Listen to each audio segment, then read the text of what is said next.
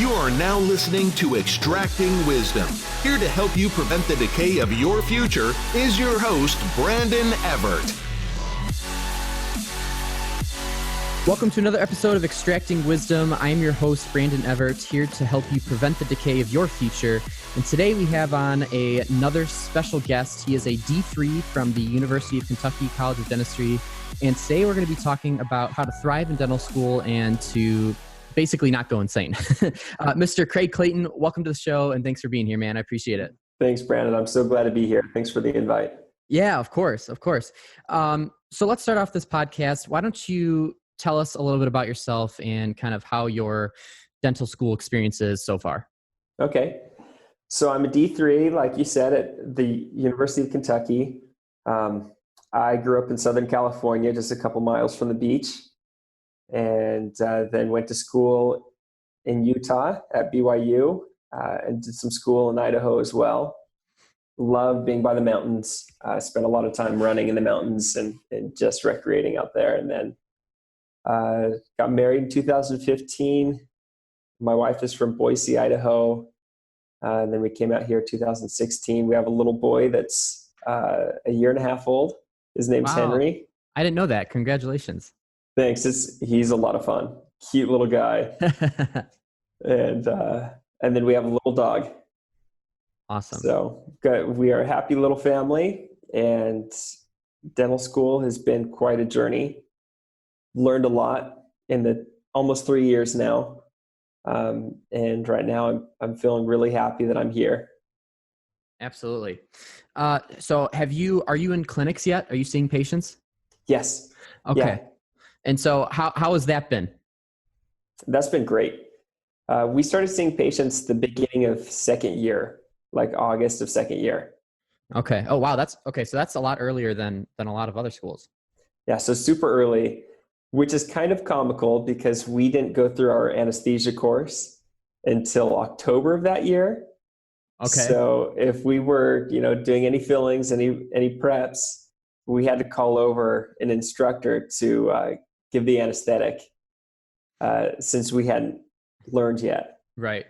Honestly, though, I think that actually might be a pretty good way to go because it's one less thing to worry about as you're kind of transitioning into working with actual patients. All you really had to worry about was, whatever procedure or restoration you were doing. And that's, you didn't have to worry about the local anesthesia. That's interesting. I think that's kind of helpful for students that are starting off. I think so. And it's really nice to jump into clinics so fast and start building those experiences. And also, personally, it helped keep me grounded on what was the most important. I'm Right. here in dental school to learn how to work with patients and provide care for them. So doing that concurrent with all the other coursework has really been wonderful. Yeah. I feel like that's a great experience. And I've talked to countless other dental students, and sometimes, especially in a lot of it's normal for students to not start seeing patients until like their third year or maybe the end of their second year or something like that. But those first 2 years, you might kind of get lost in translation a little bit and kind of forget why you're going through all of these courses and all these boring lectures and hard sciences and, all this stuff. But I really like that kind of the system that UK goes through because it's like a constant reminder of why you're going through all this stuff. That's really Yeah. cool. Yeah. It's pretty exciting. It's exciting to learn how to cut a crown prep and then, have a patient on your schedule the next day right after a lecture for crown prep. Wow. So that's pretty exciting.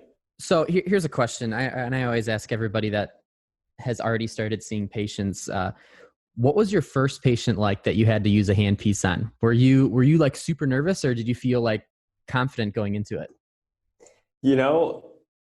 I can't remember it to be perfectly honest, probably because I was so nervous. Let me tell you about my first patient that I ever worked on. And I did a cleaning and I was working with a classmate and we were actually at a volunteer clinic and my classmate did the upper arch. I did the lower arch and it was 2 quads of SRP. Okay. And I think we'd given anesthesia as well. Or maybe not. Maybe someone else had given the anesthesia because it was pretty early. Okay. But anyways, I was soaking wet by the end of that cleaning because I was so nervous. I was sweating the whole time, thinking for sure that I'd punch a hole right through her gums with the Gracies. Right. Oh yeah. So nervous. I feel like, I mean, I'm sure everybody is nervous their first time. I just hope I'm not shaky the first time. We'll see. We'll see. And I'm sure I will be, but well. You'll be great. We'll just go into it telling yourself that you've done it before. That's right. That's right. Done it 10, 20, 30 times. It's just another person. That's right. Very true. So what I really wanted to talk about in this podcast is thriving in dental school and, finding a balance in your life. And right before we started this podcast, you were telling me the story about your D2 year. So do you want to tell that story? Sure. I would love to hear it. Yeah, go ahead. Sure, I'd love to. So a little bit of background. I always need to fill my cup with some outdoor recreating, whether it's running, cycling, exploring the mountains, something. I've always been that way, and it's kept me grounded during school. I do a lot of long distance runs during my undergraduate, and decided when I came out here to UK that I'd find a way to commute on bike to school. So I commute 7 miles each way on bike. Whoa. That keeps me filled. Yeah. I don't ride if it's icy. Okay. Understandable. Yeah. I fell once and that was enough. So anyways, so that was something that I was doing, kind of structuring into my daily schedule to help keep my sanity. But second year came around, and how those first 2 years are. They're super busy, super intense, a lot going on, a lot of exams, a lot of coursework, a lot of time in the sim lab. And my wife was pregnant and pretty sick with our first child, and then gave birth to him in the fall of 2017. And that's when things kind of peaked for me. I'd been, since probably the second semester of first year, I'd started really struggling with dental school, just psychologically, emotionally. I was questioning my decision. Do I really want to do this? I'm always dreaming of being outside. I want to be out in the mountains. I want to be hiking, camping, cycling. Did I make the right career choice? And so in fact, I started meeting with a counselor to address that issue because I was feeling pretty blue, feeling pretty depressed every day, just not happy. And I'm generally a pretty happy person. And so I couldn't shake that and started meeting with this counselor. And she said, you can make a different decision. If you want to, you can cut your losses, leave dental school and go chase something different. And at the end of the day, it's just an amount of money that you'll pay off over, a decade or 2 decades, but it's worth your happiness if this isn't where you need to be. So I really started looking inside over that, the following year from fall of 2017 or I guess it was spring of 2017 to like spring of 2018. And then baby boy came and things got a little harder with the sleep deprivation that comes from having a child. And so I was really on the brink. I remember that Christmas, we had family in town. I was talking to my parents, said, I don't know if I'm going to do this. I'm miserable. I don't like being at school. I'm always wishing I'm somewhere else. I don't think I made the right choice. But I decided, I'm just going to stick it out this one last year and make a decision in the spring. And then in the spring, I went to my second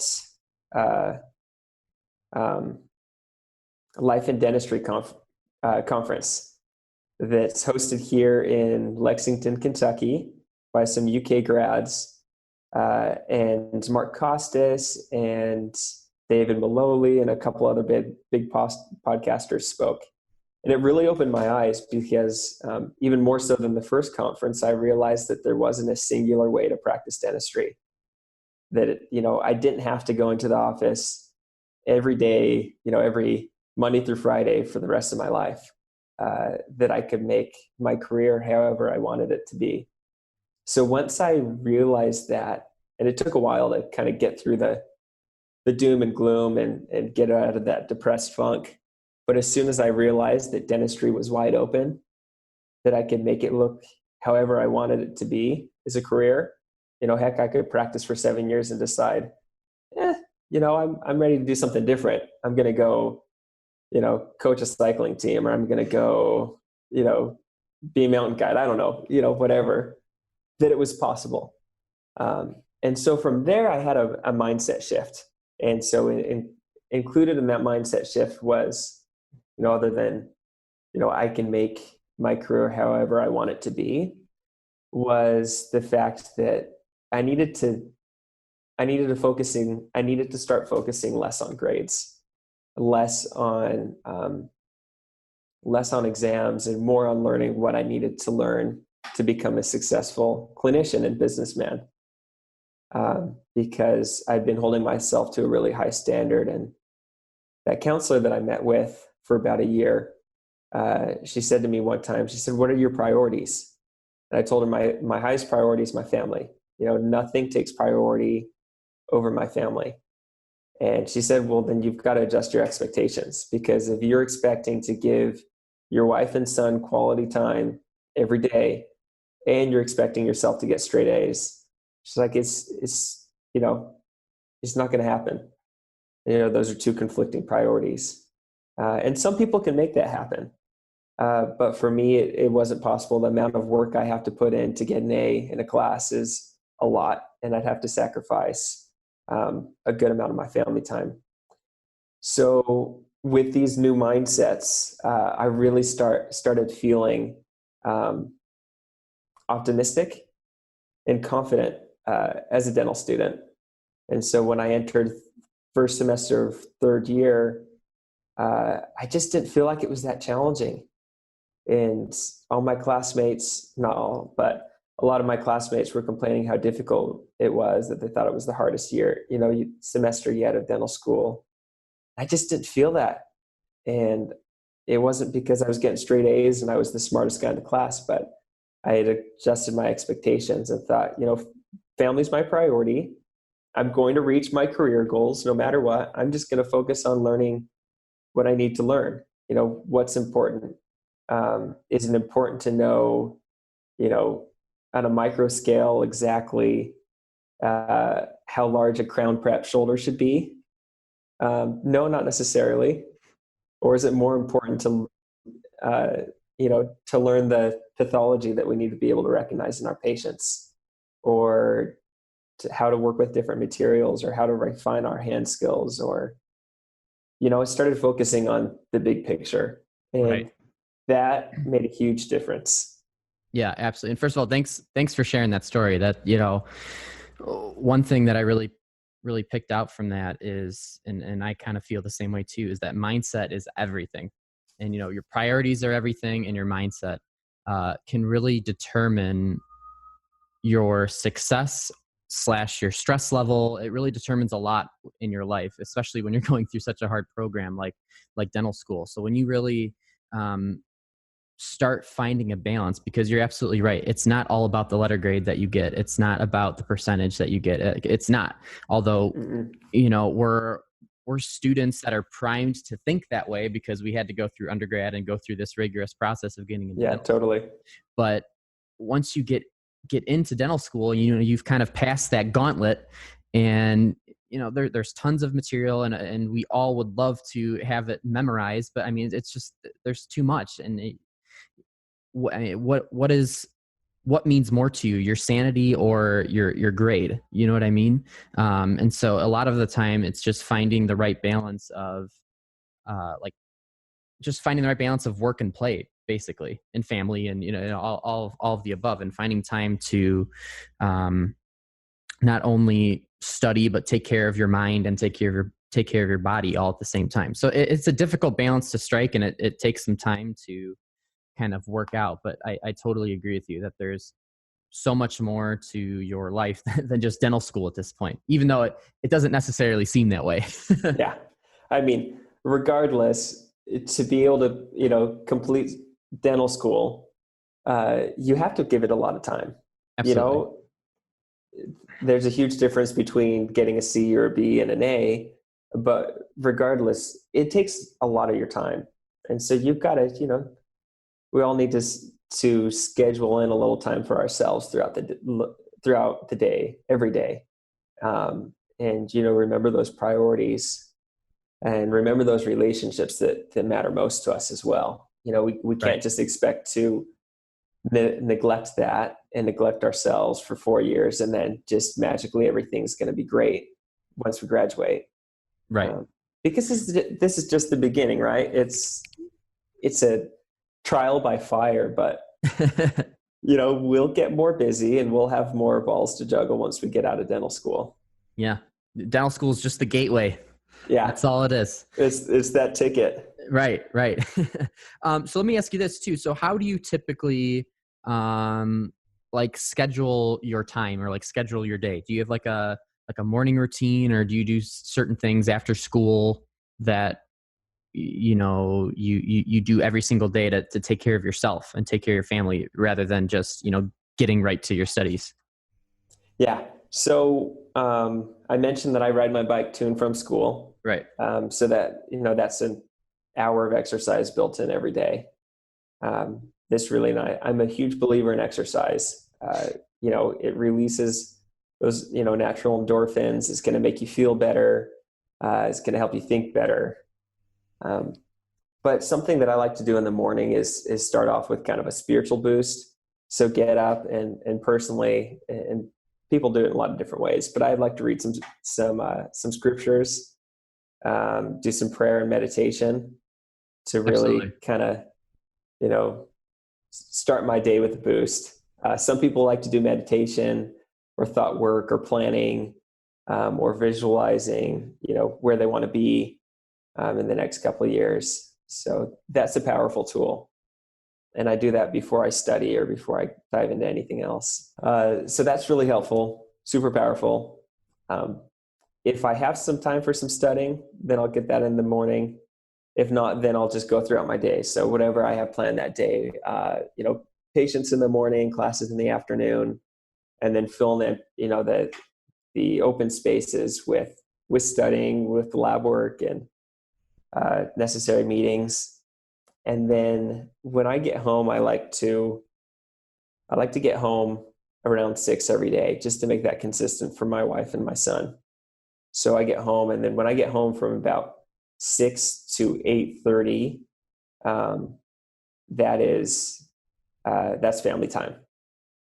So 6 to 8:30, I make sure that we do dinner together. I help my wife out with some chores, and then spend some one-on-one time with my little boy, so he knows who I am. And then I'll ideally, do some more studying for an hour to an hour and a half after that. So either 8 to 9:30 or 8:30 to 9:30, and then spend a half an hour of just one-on-one time with my wife, and then go to bed. Got it. And then if I have a lot to do, where I take that time is I just get up extra early. So I get up, if I need to, get up at 4:30 or 5 to get in the extra time that I need, so that I don't take that from my family. Absolutely. And that's, I just had a podcast episode released this morning, and it was kind of like the things that you shouldn't do your first year of dental school. My Alexa just went off. Let me shut her off really quick. Okay. Now I just lost my train of thought. What was I trying to say? There you go. Okay. Thank you. I remember. So one of the points was, don't go through dental school or your first year not having a routine, because then everything's kind of discombobulated and you don't really have like certain chunks of time dedicated to specific activities, whether it's studying, family, working out, whatever it is. But I think that's super important to be on some sort of routine, because it really helps you manage your time efficiently and just just be really efficient and productive and still be able to kind of fulfill all the different areas of your life. Yeah, yeah, totally. I think planning is really important. It's something I'm learning to do. I've not necessarily been a good goal setter or a great planner in the past. Often my mentality is just put my nose to the grindstone and work every spare moment I get. But that doesn't always have great direction and great results. So my wife is a really good planner. She's really fantastic at setting goals. So she's been helping me plan weekly, set goals, and some weeks I totally fail. And then other weeks I feel a lot better, and I set some good goals and do some good planning, and then the results are so much better. And it's nice to be able to finish a day and look at your daily goals and say, hey, I hit those. I'm on track. I can actually see my progress. Right. And that's, it's a great way to monitor your progress, make sure that you're getting what you need to get done. And it just makes you feel good too. Being on a routine.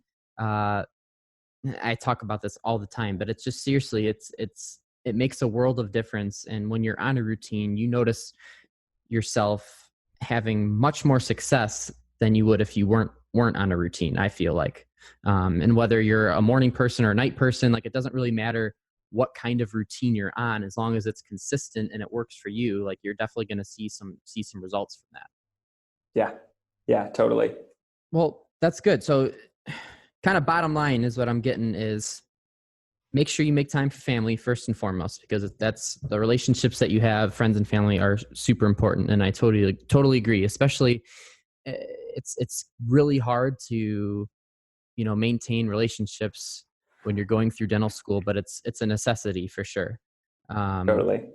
Make time for your studies, but also make time for yourself too, because you are so much more than just a dental student at this point in time, although it doesn't necessarily feel like it all the time, but you are, and you got to make sure you take care of yourself, have some fun, because when you're on, when you're doing all of these things, you're gonna be so much happier when you're in the dental school setting. You're going to be a lot more optimistic, and you're going to have that mindset to get you through these crazy 4 years of schooling.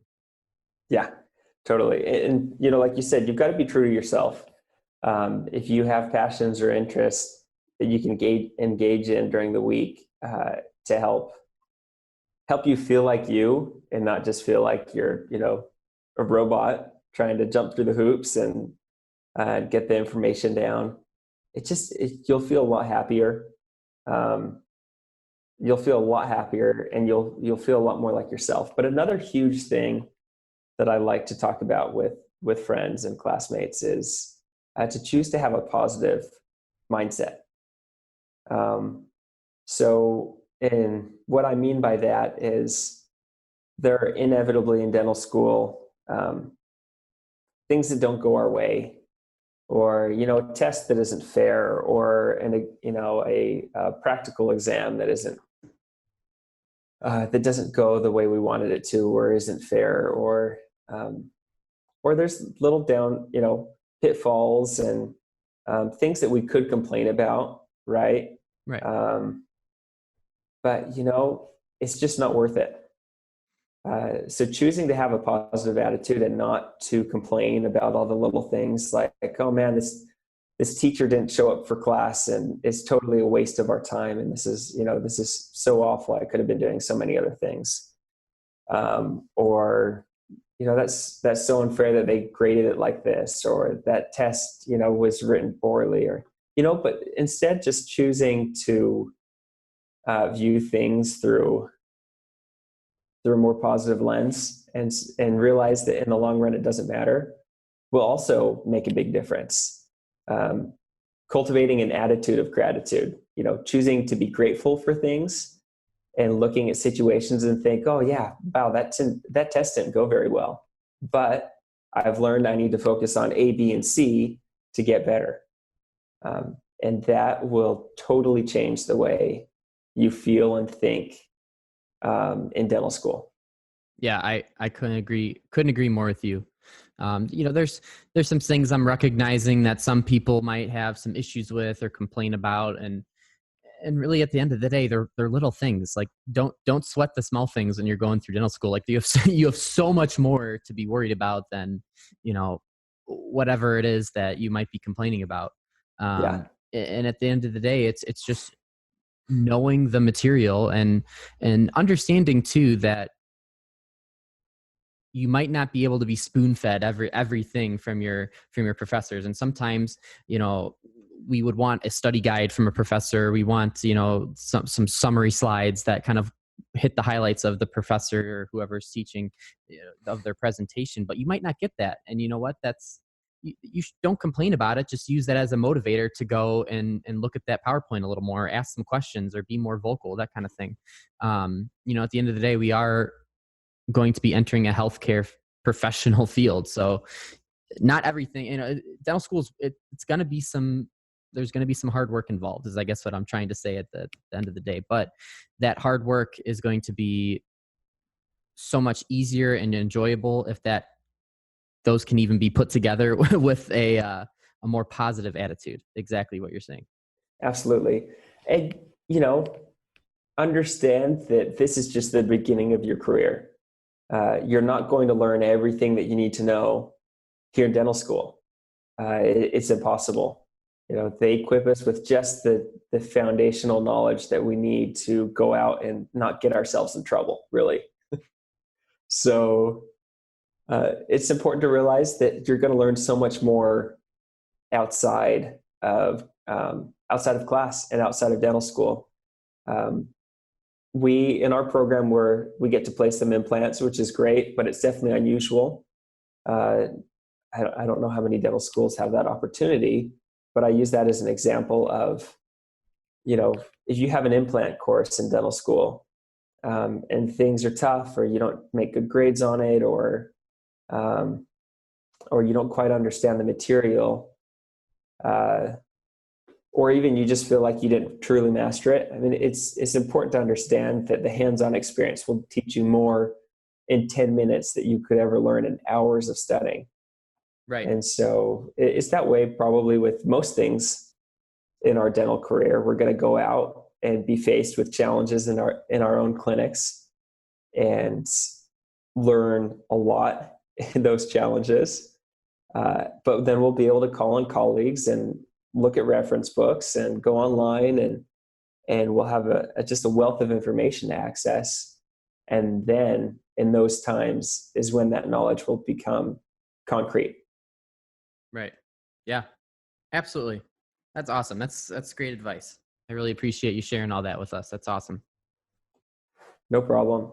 So, is there anything else you want to add? I think we're going to wrap it up with the next couple of minutes, but is there anything else you want to add or any advice that you want to give to dental students out there? Just one more thing. I have a father-in-law that's a real successful surgeon, and going into dental school, I told him, I want to be top of my class, right? Because I want to have the best opportunities for residencies and just keep my options open. And it just sounds exciting to be able to accomplish that. And I'll never forget what he said. He went to a top university in this country, and he went to the best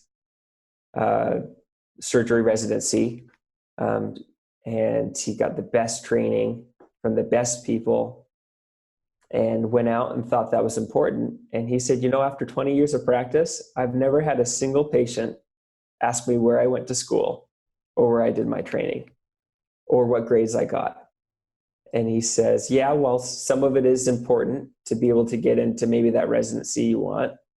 But he said, in the long run, it does not at all dictate the kind of clinician that you will become. And so I've always remembered that as I've, kind of forgot that the first year and a half in dental school, but I've remembered it now and let that drive my decisions, knowing that I can become an excellent clinician someday regardless of where I go to school and who I learned from, or what kind of grades I get in biochemistry. Yeah.